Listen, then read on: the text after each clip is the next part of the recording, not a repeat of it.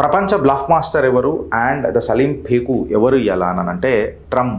ఆడ యుద్ధం జరుగుతుందా లేదా డ్రామా జరుగుతుందా చెల్ జూటే అని చెప్పి మాట్లాడుతున్నారు. చింది చోర్ని మనం చూసినాం కానీ చింది చోర్లలోనే ఇంకా చింది చిల్లర చోర్ని మనం ఎవరైనా చూసినామా అని అంటే ఇలా ఆయిల్ చోర్ రూపంలో మనకు ఎవరు కనబడుతున్నారో అనేది మీ కమెంట్ రూపంలో చెప్పండి.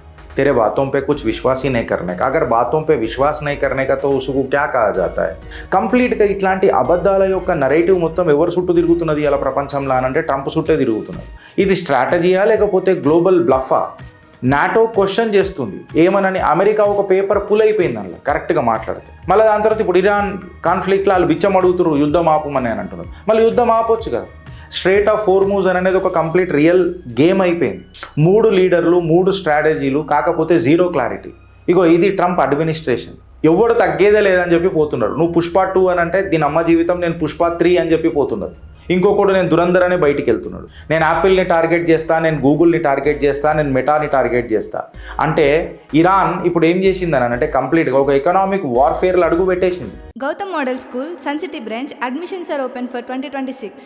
No admission fee, free school uniform and also bus transportation available for nursery to 10th class. Hurry up. Address, Sun City branch opposite Kasturba Trust. Limited seats. Contact us now 8121573123 and 8977113123. ప్రపంచ bluff master ఎవరు and the Salim fake ఎవరు ఎలా అని అంటే Trump అని చెప్పి చెప్తున్నారు. ఆడ యుద్ధం జరుగుతుందా లేదా డ్రామా జరుగుతుందా చెల్ జూటే అని చెప్పి మాట్లాడుతున్నారు. ఫ్యాక్ట్ ఏందని అంటే మనం అందరం అర్థం చేసుకోవాల్సింది ఏంటంటే చింది చోర్ని చూసినాం. మనం అనుకుంటాం కదా హైదరాబాదీ భాషలల్లో, అగర్ హైదరాబాద్లో పుట్టి పెరిగిన వాళ్ళు అయితే ఎస్పెషల్లీ ఓల్డ్ సిటీ ప్రాంతాలలో ఉన్న వాళ్ళకు ఈ చింది చోర్ అనే వర్డ్ బాగా ఫేమస్ ఉంటుంది. ప్లస్ మహారాష్ట్ర ఎక్సెట్రా కూడా బాగా యూజ్ చేస్తారు. సో చింది చోర్ని మనం చూసినాం కానీ చింది చోర్లలోనే ఇంకా చింది చిల్లర చోర్ని మనం ఎవరైనా చూసినామా అని అంటే ఇలా ఆయిల్ చోర్ రూపంలో మనకు ఎవరు కనబడుతున్నారో అనేది మీ కమెంట్ రూపంలో చెప్పండి. యుద్ధం జరుగుతున్నది ఆడ, నీకు కంప్లీట్గా మిజైల్స్, ఎక్స్ప్లోజన్స్, మ్యాపులు మారిపోతున్నాయి. కాకపోతే ఒక పర్సన్ తన ట్వీట్ల ద్వారా ఈ పర్సన్ 3 స్టేట్మెంట్లు ఇస్తాడు. ఆ 3 స్టేట్మెంట్లలో ఏది నిజమా అనేది మనం నెత్తివిక్కొని సావాలి. ఫస్ట్ ఏం చెప్తాడు అని అంటే భారత్ యొక్క వార్ని సీజ్ ఫైర్ చేసింది నేనే ఆపిన అని చెప్పి చెప్తాడు. అప్పుడు నెత్తెవరు వీక్కున్నారు అని అంటే కంప్లీట్గా ట్రంప్ పక్కలు ఉన్న వాళ్ళందరూ నెత్తి వీక్కున్నారు. మనోడు ఏం మాట్లాడుతున్నాడు రాబోయ్, అసలు ఏం సమజైతలేదు అని చెప్పి చెప్పిండు.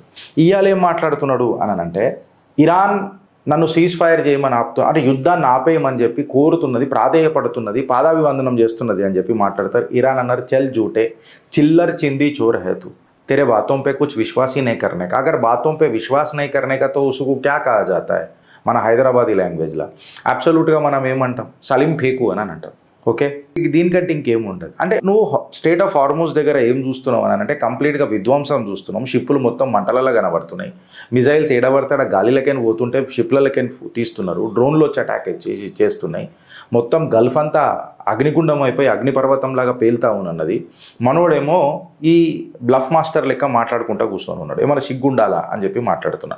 అయితే ఇప్పుడు ఇది రియల్ క్వశ్చన్ ఏందనంటే మళ్ళీ ఇది లీడర్షిప్పా లేకపోతే ఒక బ్లఫ్ మాస్టర్ స్ట్రాటజీయా? వరల్డ్స్ బిగ్గెస్ట్ బ్లఫ్ మాస్టర్ ఎవరు, ఈ పెద్ద చిల్లర చింది చోర్ ఎవరు అనే దాని మీద చేయాలి. అంటే ఈ చిల్లర చింది చోర్ అని ఎందుకు మాట్లాడుతున్నానంటే ఫ్రెండ్స్, కంప్లీట్గా ఇట్లాంటి అబద్ధాల యొక్క నరేటివ్ మొత్తం ఎవరు చుట్టూ తిరుగుతున్నది ఇలా ప్రపంచంలో అని అంటే ట్రంప్ చుట్టే తిరుగుతున్నది.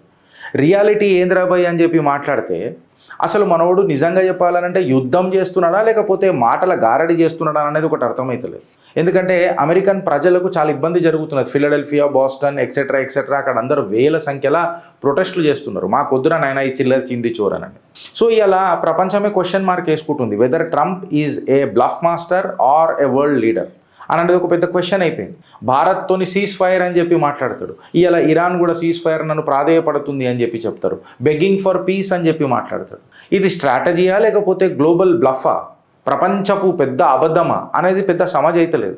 ప్రపంచం మొత్తం ఒక పెద్ద కన్ఫ్యూజన్లు ఉన్నది ఫ్రెండ్స్. ఒక స్టేజ్ దీనికి సెట్ అయి ఉన్నది. ఎట్లున్నది అని అంటే ప్రపంచం కన్ఫ్యూజన్ అంటున్నావు, స్టేజ్ సెట్ అయ్యింది అని అంటున్నావు అని అంటే టెన్షన్స్ ఏమన్నా ఆగుతున్నాయా?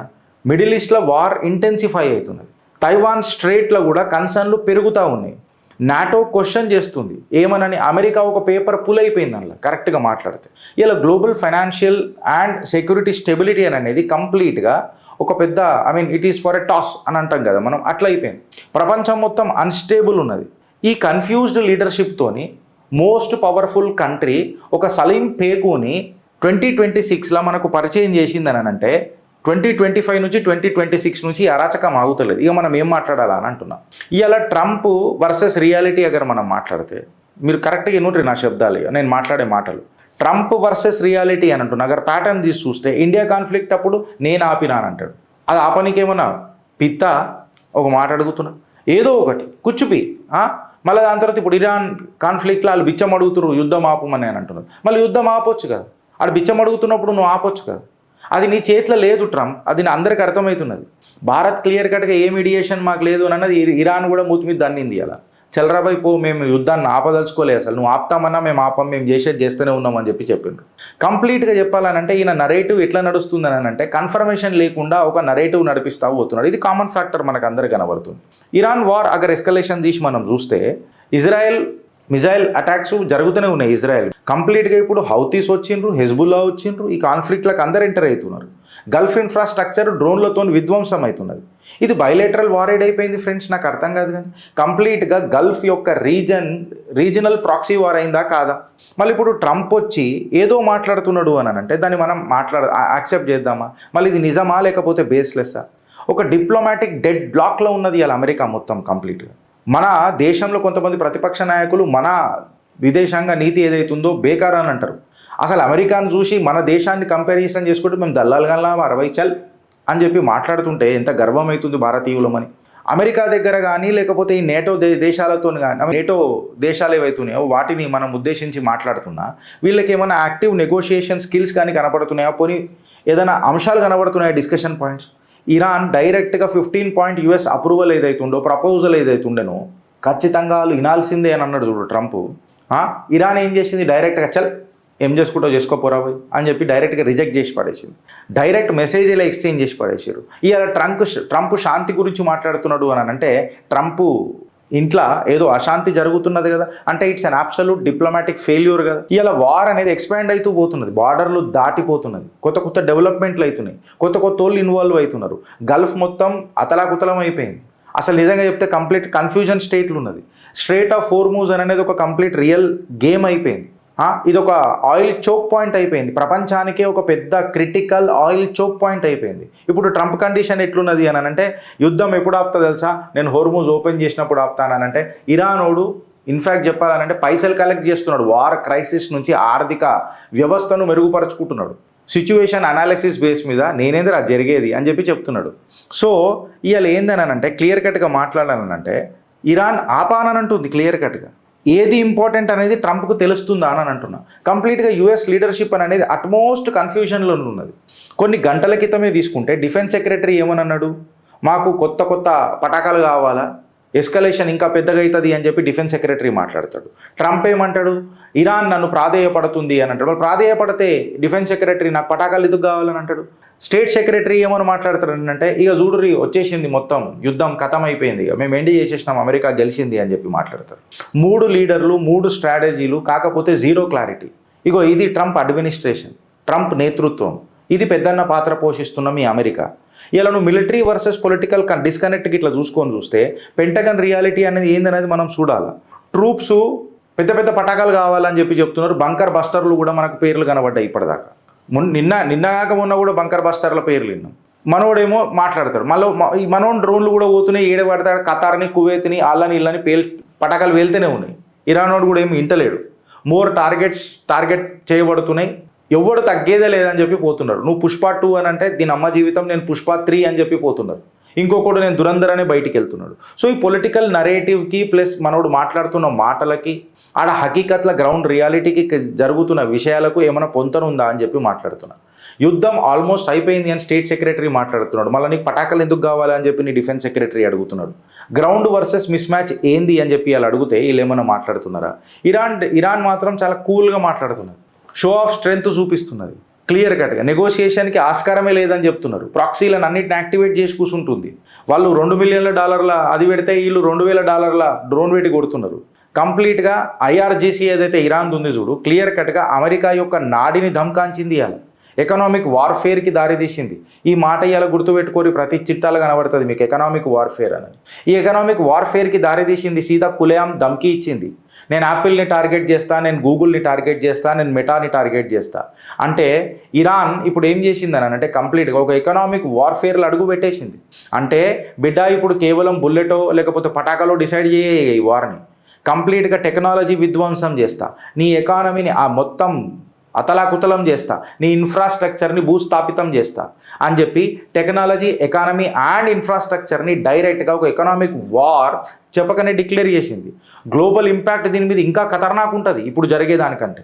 ఎట్లా గెలిచేసానంటే ఆయిల్ రూట్స్ ఇంకా రిస్క్లనే ఉన్నాయి, మార్కెట్లు రియాక్ట్ అయితేనే ఉన్నాయి. డిజిటల్ మార్కెటింగ్లో ఈ పెద్ద పెద్ద కంపెనీలు whether it is Google, Apple or Meta plays a pivotal role. Gulf instability అనేది ఇంకా మనకు విజిబిలిటీ ఏం లేదు, ఇది ఎప్పుడు స్టేబుల్ అవుతుంది అనేది ఇంకే లేదు. గ్లోబల్ ఎకనామిక్ రిపుల్ నడుస్తుంటే మనోడేమో ఇక్కడ సలీం పేకు లెక్క బ్లఫ్ మాస్టర్ అయి మాట్లాడుతూ ఉంటాడు. ఇవాళ యుఎస్ ఇంకొక సిగ్నల్ ఇచ్చింది ఫ్రెండ్స్, ఏంటంటే ఇంచుమించు ఒక విత్డ్రావల్ మోడ్ అని అనమాట. అంటే అంత అయితలేదు, ఇన్ఫ్యాక్ట్ చెప్పాలంటే అంత అయితలేదు. ఎన్ని రోజులని నీ గుట్టు ఒకటి రట్ అవుతుంది. నువ్వు 5th స్టేజో 6th స్టేజో 7th స్టేజో అని చెప్పి మనం చిత్రగుప్తులు ఒకసారి మాట్లాడుకున్నాం. ఆ స్టేజ్ ఇంకా ఫాస్ట్గా దాటిపోతున్నాడు. నేను మీరు రాసి పెట్టుకోరు ఫ్రెండ్స్, భవిష్యవాణి చెప్పనిక చేస్తున్నా, మనోడు మధ్యలోకి వెళ్ళిపోతాడు. ఇవాళ ట్రంప్ ఒక కీలకమైన స్టేట్మెంట్ ఇచ్చిండు, ఇఫ్ ఐ స్టాండ్ కరెక్ట్. ఆయన ఏమని అన్నాడు, ట్రంప్ లైన్ సింపుల్ ఉన్నది, మీరు ఆయిల్ కావాలనంటే మీరు ఇండియా దగ్గర కొనుక్కోర్రి అని చెప్పి చెప్తున్నాడు. ఇండియా దగ్గర ఆయిల్ మస్తున్నది, మీరు ఇండియా దగ్గర కొనుక్కోర్రి అని అంటే నేను గర్వంతో ఊగిపోతున్నా, గర్వపడుతున్నా. భారత్కు వస్తున్న గౌరవానికి నేను భారత్ మాతాకి జై అని చెప్పి ఊగిపోతున్నా. ఇవాళ ఆయిల్ స్టేబుల్ ఎవడున్నది అని చెప్పి మాట్లాడుతున్నాడు. ఇవాళ నేను మాట్లాడతలేను, ఒక్కోడేమో ఈడ టీషర్ట్ వేసుకొని మాట్లాడతాడు మన దగ్గర. ఏమనని వాళ్ళు ఏమని మాట్లాడతారండి, నరేందర్ సరెండర్ అని చెప్పి మాట్లాడతారు. అమెరికన్ ట్రంప్ అదే మాట పట్టుకొని మాట్లాడతారు కదా వీళ్ళు. ఈ చింది చోర్ మనిషి చాతాలు చూసే కదా మాట్లాడతారు. మళ్ళీ ఈ చింది చోరే ఏమంటున్నాడు, ఆయిల్ చోర్ ఏం మాట్లాడుతున్నాడు, ప్రపంచ ఆయిల్ చోర్. మీకు ఆయిల్ కావాలని అంటే ఎవరి దగ్గర కొనుక్కోవాలా, పర్చేజ్ చేయాలా? భారత్కి ఏమైనా ధమ్కి ఇస్తున్నాడా? లేదు, క్లియర్ కట్గా చెప్తున్నాడు. అంటే అమెరికా అనేది ఈ యుద్ధం నుంచి మెల్లగా డిస్టెన్స్ చేసుకుంటుంది, రెస్పాన్సిబిలిటీ వదిలిపెడుతున్నది. ఇప్పుడు పెద్దన్న పాత్ర అనేది ఏం లేదు. అమెరికా రిట్రీట్ అవుతున్నది అని అంటే ఖచ్చితంగా ఈ వార్ ఫాలో అవుట్ అవుతుంది. ఇప్పుడు ఒక పవర్ వాక్యూమ్ కనిపిస్తున్నది యుఎస్ విత్డ్రావల్తో, ఒక స్ట్రాటజిక్ గ్యాప్ కనిపిస్తున్నది. ఇక్కడ ఈ స్పేస్లో ఎవరికి లాభపడతారు అని అంటే ఇరాన్. కంప్లీట్గా గల్ఫ్ నేషన్స్ ఏదైతే జీసీసీ నేషన్స్ అని అంటున్నాం కదా, కంప్లీట్గా ఎక్స్పోజ్ అయిపోయినాయి. మ్యారిటైమ్ సెక్యూరిటీ ఏదైతే పెద్దన్న పాత్ర పోషించింది చూడు సముద్రాల మీద, యుఎస్ నేవీ గంటా అని చెప్పి ఇలా మాట్లాడుతున్నారు. ట్రంప్ ఏం చేస్తాడు అనేది అన్ప్రెడిక్టబుల్ అయిపోయింది. ఇన్ఫ్యాక్ట్ ట్రంప్కే తెలియదు అది. మిడిల్ ఈస్ట్ని మొత్తం అన్స్టేబుల్ చేసింది ఇలా ట్రంప్. ఇలా ఇప్పుడు ఏప్రిల్ 2కి ఏదో మాట్లాడతాడేమో మనోడు, మళ్ళీ మాట్లాడిండో నేను చూడలే. ఏం మాట్లాడతాడు అని చెప్పి ఉండే.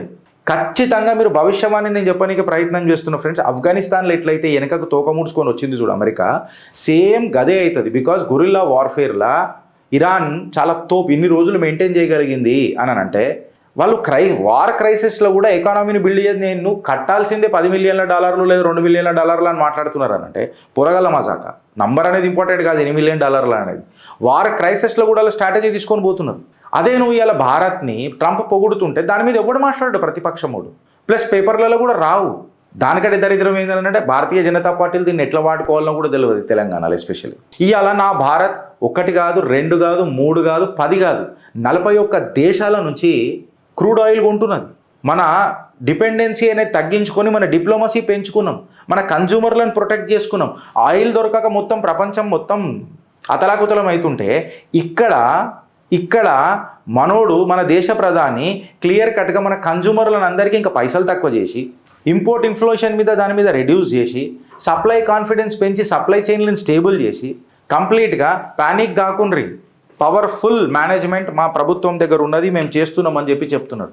అయితే ఇలా మళ్ళీ ఎవరి డిప్లొమసీ ఫెయిల్ అయింది ఇలా ప్రపంచంలో అని చెప్పి మనం ఆలోచించాలి.